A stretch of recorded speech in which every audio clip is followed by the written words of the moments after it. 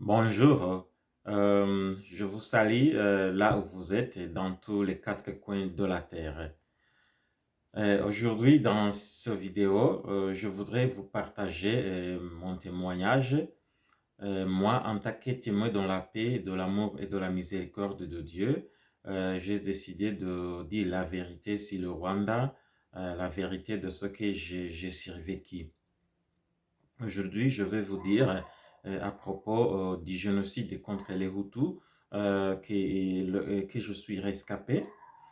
Le génocide contre les Hutus continue d'être nié par les responsables qui sont au pouvoir au Rwanda et aussi continue d'être nié par leurs alliés. Mais pourtant, le génocide contre les Hutus est une réalité. Je vais vous dire de ce qui s'est passé là où j'ai survécu, ce qui s'est passé là-bas. Et nous attendons cette version qui est propagée par les responsables de ce génocide, que les Hutus civils étaient tués parce qu'ils étaient mélangés avec les milices Hutus armées et que aussi les civils Hutus aussi combattaient ensemble avec les milices Hutus. Ce qui est vraiment, et ce qui est très très faux, ce qui est un grand mensonge. Eh bien, là où je suis rescapé de ce génocide contre les Hutus dans le cadre de KCC. C'est pas très loin de Kisangani. Alors, ce qui s'est passé, c'est que d'abord, nous avons très longtemps voyagé à travers la forêt du Congo. Et quand nous sommes arrivés à 10 kilomètres de Kisangani, c'était une place là, là où il y avait les plantations de caoutchouc. Alors, nous nous sommes arrêtés là-bas parce que nous avons rencontré là-bas les militaires de l'APR Ingotani, les militaires à majorité Tutsi, qui nous ont stoppés là-bas, qui nous ont empêchés d'entrer dans la ville de Kisangani. Alors, dans cette localité-là, à 10 kilomètres de Kisangani, ils nous ont dit, OK, maintenant, il faut séparer les civils avec les militaires, avec ceux qui étaient des militaires, parce qu'on était des personnes sans force.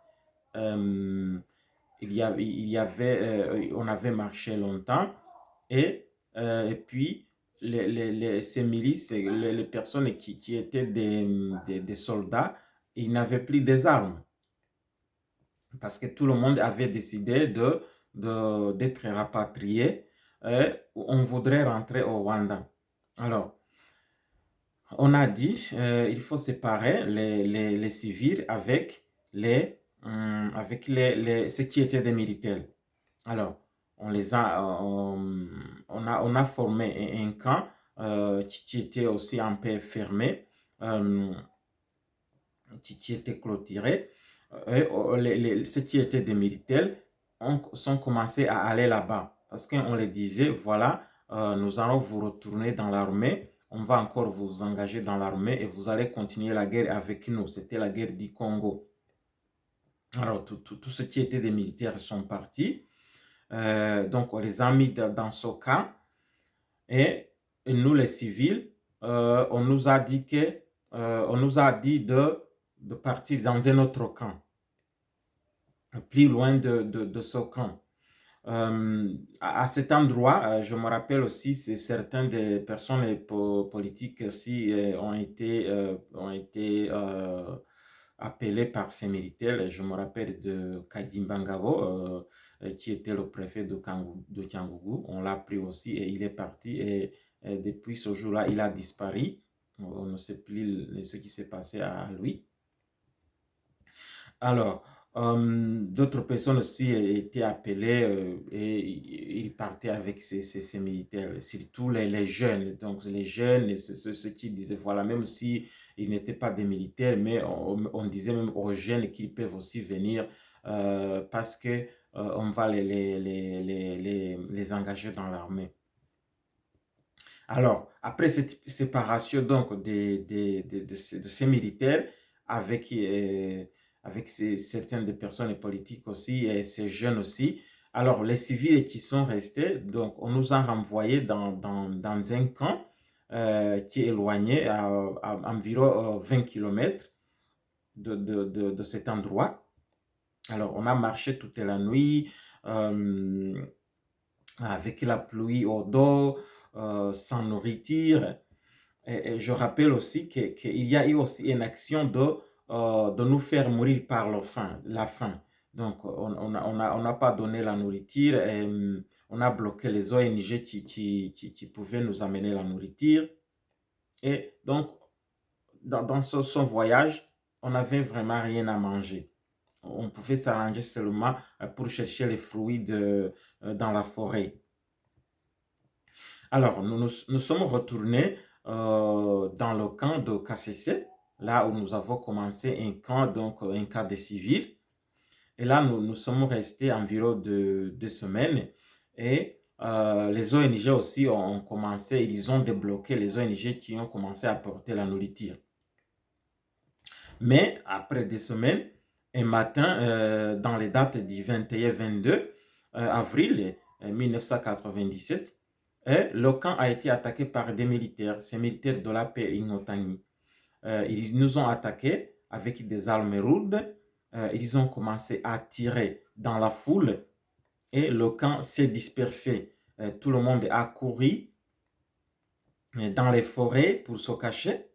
Alors, moi, je suis resté un peu pour prendre un peu de nourriture que nous avions dans notre campement. Et je rejoins la foule qui courait, qui s'éloignait du camp de KCC vers le camp de Bialo. Alors, nous sommes partis toute la journée et toute la journée, il y avait des tirs, des tirs d'armes qui se faisaient entendre et on fouillait en retournant vers le camp de Bialo. Alors, vers la soirée, on était déjà fatigué. Et quand on a dit, OK, maintenant, nous continuons de courir, on peut s'arrêter un peu pour préparer quelque chose. Alors, on avait vraiment couru, on pensait que les militaires sont loin, ils ne vont pas continuer à courir derrière nous. Alors, on a commencé à préparer un peu de la bouillie pour prendre, pour manger. Et soudainement, ces militaires sont arrivés, ils ont commencé à tirer sur tout le monde.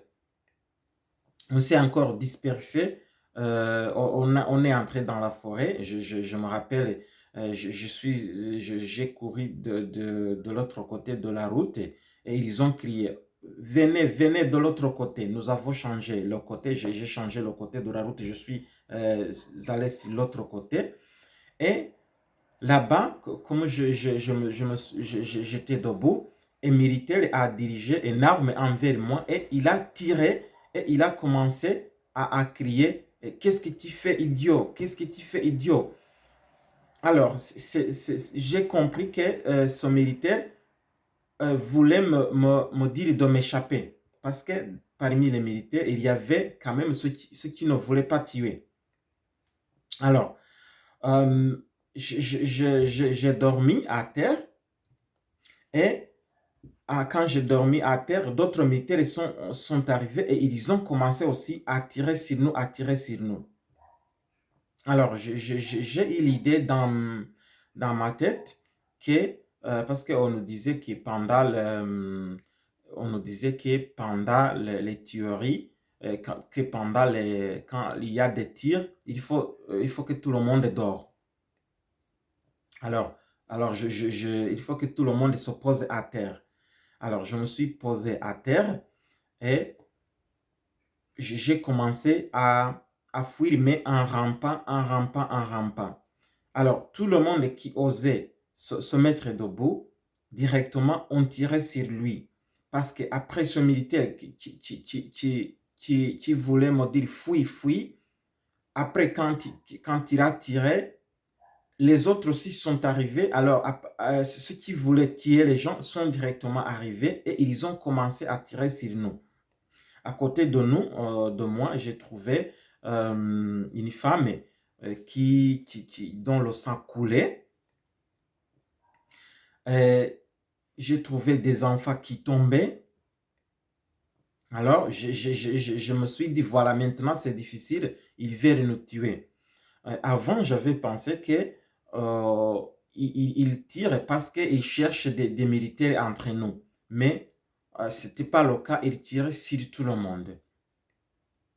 Alors, j'ai commencé à courir dans la forêt, j'ai couru dans la forêt, j'ai couru dans la forêt. Et par chance, donc j'ai couru en rampant, c'est pas parce que quelqu'un qui se mettait debout, on le tirait. Donc j'ai continué en rampant, en rampant. Alors, arrivé vraiment loin, je me suis mis debout et j'ai couru, j'ai couru. Alors, après quelques heures, la nuit est tombée et j'ai échappé comme ça ce jour. Alors, je suis resté au fond de la forêt avec d'autres personnes qui étaient rescapées. Et plus tard aussi, je me suis retrouvé avec mon oncle qui m'a raconté comment mon frère a été tué. Alors, mon frère, comment il a été tué, de ce que mon oncle m'a raconté, c'est que ces militaires de la Périmontagnie sont arrivés dans le groupe et ils ont commencé à tirer un à un. Ils ont commencé à tirer un à un. Ils demandaient à à chacun de prêter son oreille et il tirait dans l'oreille. Alors, voyant cela, mon oncle, lui, il a sauté et il a couru et il les a échappés. Et c'est lui qui m'a raconté donc le carvel de mon petit frère. Alors, après quelques jours, là au fond de la forêt, après une semaine, nous avons appris que les militaires ne sont plus en train de tuer parce que les ONG avaient crié et les avaient demandé d'arrêter de tuer les civils. Et ils ont accepté de ne pas continuer à tuer. Alors, nous avons reçu l'information qu'il faut sortir de la forêt et qu'il faut retourner au camp. Alors, j'ai sorti avec notre groupe de Rwandais et directement quand nous sommes arrivés sur la route, nous sommes tombés dans le groupe de ces militaires. Mais par chance, ils ne nous ont pas tués parce qu'ils avaient laissé cet ordre de ne pas tuer, mais ils nous ont demandé de l'argent. Ils nous ont demandé de l'argent. Ils ont dit, OK, si vous avez de l'argent, vous pouvez nous donner de l'argent. Alors, j'avais un peu de billets d'argent que ma mère m'avait donné et je les ai donné de l'argent.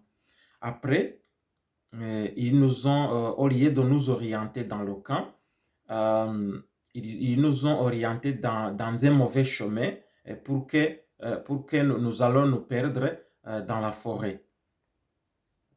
Alors, nous avons suivi le chemin qu'ils nous avaient montré, mais après quelques instants, nous nous sommes rendus compte qu'ils nous ont trompés, qu'ils voulaient qu'on se perde dans la forêt pour qu'on meure dans la forêt par la faim.